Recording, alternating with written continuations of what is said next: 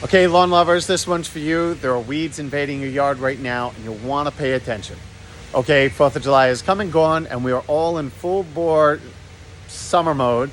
And so for most of us, that means we're kind of mentally checking out of our lawn. We paid attention to it all spring. And if you overseeded areas, when it looked ratty in early spring, you paid attention to it. Now that it's green and you're kicking into cookout season, you tend to forget and to look really close at your lawns. And usually what's happening right now, crabgrass and nut sedge are flourishing in this warm weather. And even clover is making a very stubborn push this year in lawns. And I know some of you don't consider it a weed, but a lot of you true lawn enthusiasts do. And so before we dry out, we've had just enough rain this year to keep things green and growing. However, I'm experiencing that the weeds are loving those conditions just as much. So you'll want to pay attention to this one because I find nut sedge is a much bigger weed to control. And I want to show you how to identify it and what to do about it. Okay, I'm on the other side of the road, and so it's a little loud, but I'll try to speak up. In either case, this is where you want to pay attention to. So a lot of lawns aren't looking too bad. This one needs to be cut. We're up on the side of the road. But right here, it's always right at the edge of flower beds. On first glance, it looks like regular grass, but at the same time, as you zoom in, crabgrass is flourishing, and we have some seedling clover. Because this is when we're applying weed killers, or rather the weed preventers, we get careful about overspraying into flower beds. And so the challenge comes, we get this little barrier routinely, whether it's there or right here alongside the asphalt. This is where the crabgrass loves to grow. These are dry conditions, they're hot conditions, and so these are the areas you want to pay attention to because this is where the weeds will start creeping into your flower bed. But when you're going through putting out lawn fertilizers and lawn weed preventers, we're worried about overspraying into flower beds, doing damage into beds. So the weeds are always going to creep here and around anything hardscape. So you'll want to zap those back sooner so we can use a small amount of chemical now as opposed to a large amount of chemical later. But these weeds are relatively easy to kill. So even if you get them later, it's nut sedge that I want to show you is the bigger headache, because on first glance you look down and it just looks like tall grass right there. But then if the sun was a little bit higher, all these grasses right in here that are standing up a little bit taller than everything else. And then as I get down, it's this whole area down here. It's all nut sedge.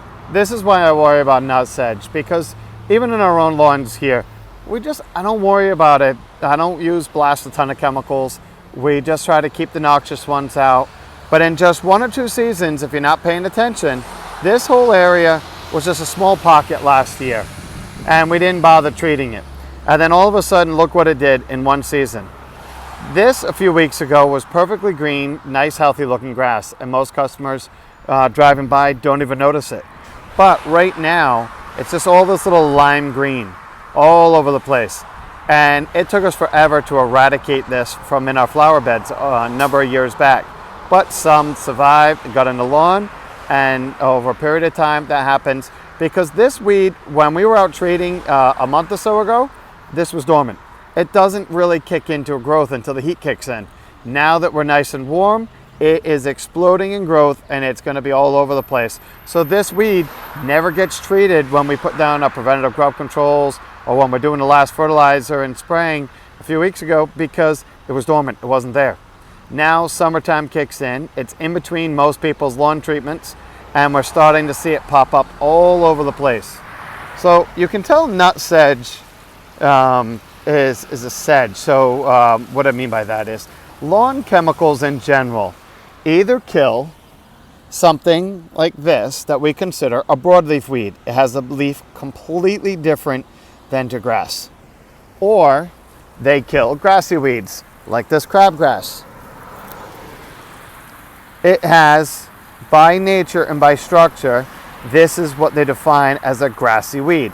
And so when you have pockets of that in your lawn, the chemicals know the difference between the broadleaf weeds like that clover and the crabgrass and the grass that we want. It can tell all the difference.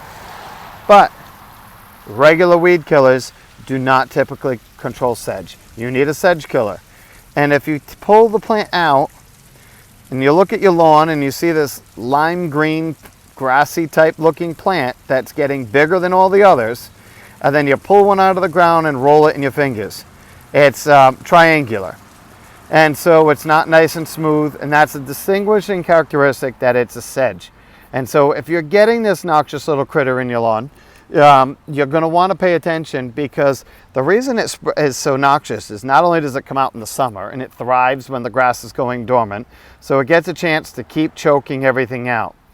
And then on top of it, at the bottom, there are little nutlets on the bottom. So all these little roots that start spreading out will start forming little, like little baby bulbs. So if I pull this plant out, it's just going to come back from the roots. So that's a noxious plant, and you want to take care of it as quick as you see it. So yes, when it comes to lawns, again, it's like everything else. I'd rather use chemicals in a small amount so that I can knock something out quickly when it's little, as opposed to turning a blind eye to it like I did to our own. And next thing you know, I'm paying for it, because if that gets into my flower beds, the weed killers that you have to use for it don't know the difference between my perennials and shrubs and the lawn. So I'm going to show you a couple of the products that I found to be the easiest thing to get rid of the nut sedge. Crabgrass, those other broadleaf weeds, all-purpose treatments will work pretty easy for those. You just have to consciously see them and then get them on there now. Don't apply them to your lawns when the temperature's over 85 degrees. Do not apply weed killers on lawns when they're under drought conditions. But right now, we've gotten just enough moisture.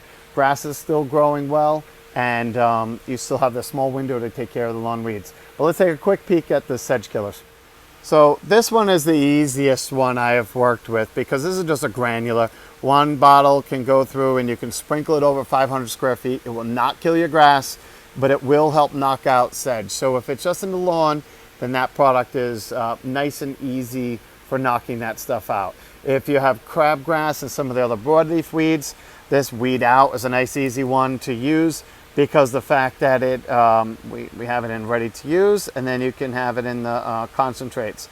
These are a good handy product to have on hand, because of the fact that it'll do the broadleaf weeds and the grassy weeds and not kill your lawn. So you can go around spot spray for those things now, and so you don't have to get rid of it, so it doesn't take over. And then if you have the sedge, we have that product there is the best one I have found.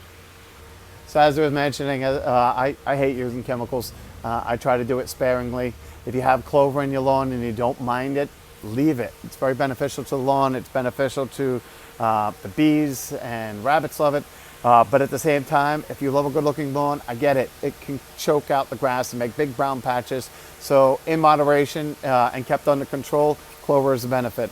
But again, if you worked really hard this spring on treating your lawn, please pay attention to the weeds now, because most people that seeded in the spring were not successful because they paid attention to it when it was brown.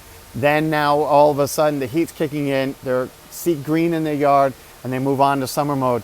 And what really is happening is the grass is starting to go dormant and the weeds are flourishing, but to us it's green. And then next thing you know, by the time August gets in September, all that hard work from the spring was wasted, because the crabgrass and the other weeds took over, choked out all that baby grass, and then you're back in the fall saying, oh well, I did all the work in the spring, I'm not going to go and deal with it in the fall, I'll deal with it next spring, which is the absolute worst thing to be doing, because fall is actually the best time of year to be working on your lawn.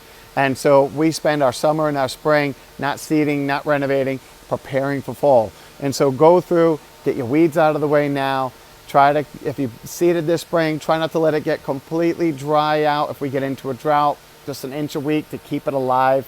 And then outside of that, focus come end of August, beginning of September to renovate the lawn. And once your grass has gotten through one full year of season growth, it can handle droughts usually pretty well. But if it's a baby from this spring, it can't handle it. So don't let it dry out entirely. Hope that helps. Take care.